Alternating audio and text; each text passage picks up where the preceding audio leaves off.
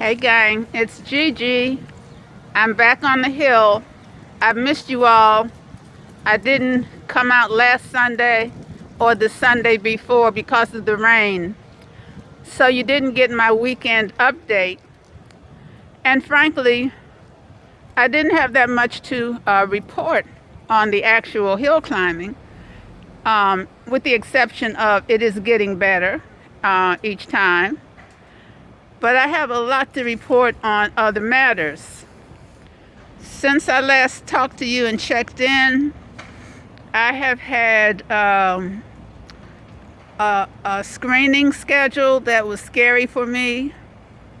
I have had a birthday. Gigi is now 75 years old. I've always said I am going to claim my century, so I have officially clocked in 3/4 of that, and I am going to claim the other 25 years of my 100. And we have had an election. I had a lot of fear, doubt, and insecurity about the medical screening and the election. I decided to do all I could, pray, and speak to the ancestors. I must tell you that I wanted to talk to the ancestors individually, not in a big group call. Hey, yo, ancestors, what's up, what's up?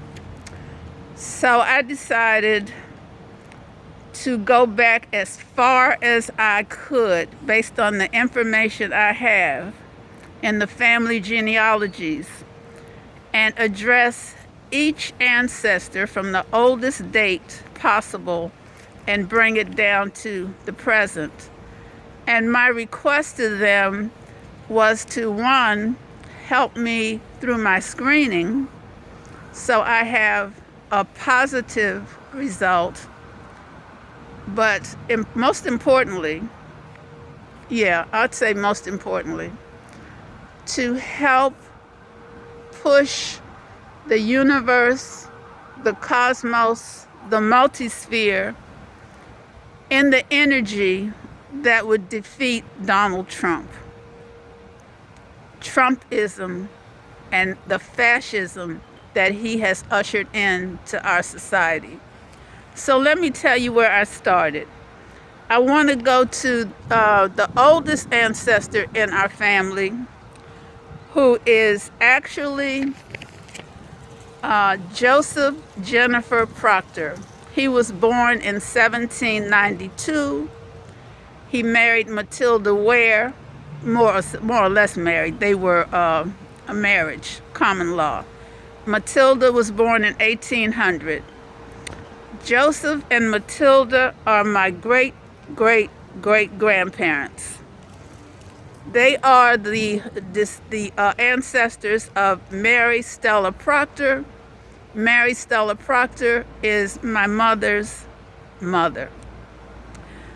Also in her family, going as far back on her father's side, was William Hannibal Brown Gant. He was born in 1835.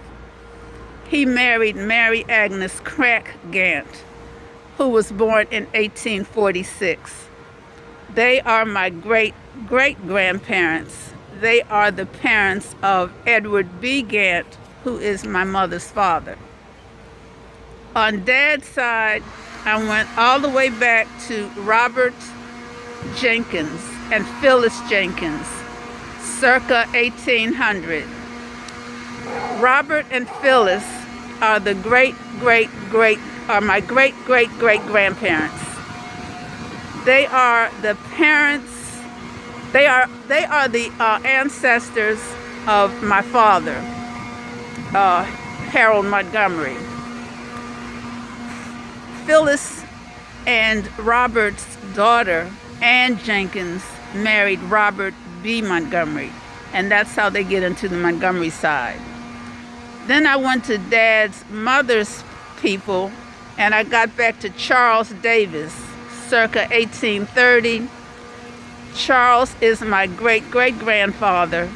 He's the father of Lizzie Davis, Lizzie married Charles W. Watson. So these are the ancestors of my father's mother, Viola Watson. Charles and Lizzie were her parents.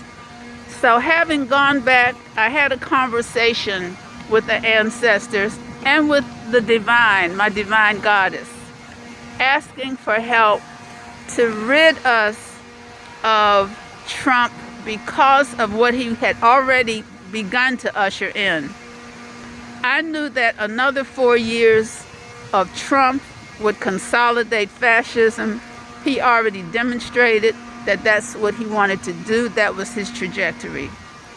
So I feel that my only recourse, had he won, would have been to consider leaving the United States.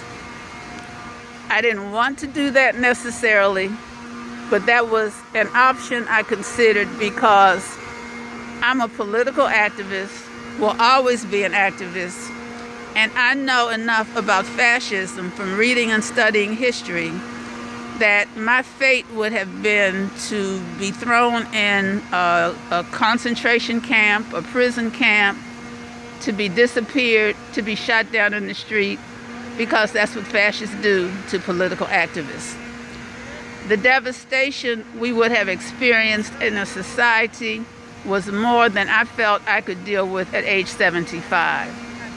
So I actually had opted to leave here, and I was sadly preparing to figure out how to store my belongings, make arrangements to rent out my house so I could get the hell out of the United States, go elsewhere, and live a less dangerous, more practical life for me. Because of the election, because of the Biden-Harris win, I don't have to do that. What I do know is that we have been given a reprieve. What I do know is that we have an obligation, a responsibility to fight back the fascist onslaught that has already been leashed. I do know that we have a responsibility to hold Joe Biden and Kamala Harris accountable to every promise they made, and to insist that they honor promises that they didn't make but should have, and that they adhere to and listen to demands that we have that they never thought of. So I'm ready now to continue to struggle because I never stopped. We can't stop because freedom is constant. I'm very clear that we cannot rest on any expectation that we're going to go back to a nice, sane, equality-based society. That's going to take a fight. But I do promise you I am in for this duration, this next 4 years, because this win, this victory, has given us the space to continue to forge struggle for justice, for peace, for democracy, for freedom, and to push back this anti-black racism, this white nationalist, chauvinist, horrible trend. The last time we had to do that was post-Reagan. It took 20 years to push these people back into the woodwork. And think of these racists, these white nationalists, these white supremacists as roaches. They're always there, but they hide out unseen in damp, dark spaces. And if you're not continually spraying and fighting them and setting traps, they'll run out, they'll overtake the place, and before you know it, you have a roach-infested kingdom. That's how these white folks are, these nationalists. So it's going to take a while to push them back in the woodwork, so they know if they keep showing their faces, their asses, they will get sprayed. But we have to make a commitment to walk around with that anti-racist can and spray them at every turn. So my family I know you're down for this struggle. I love you because you woke. I don't have any sleeping people in my family. Friends, I hope you know that we're going to push ahead and we're going to fight. I'm going to fight, and I'm going to encourage all of my descendants, my children, my grandchildren, and my great-grandchildren to push to fight for justice, because we cannot afford to let anything like this continue.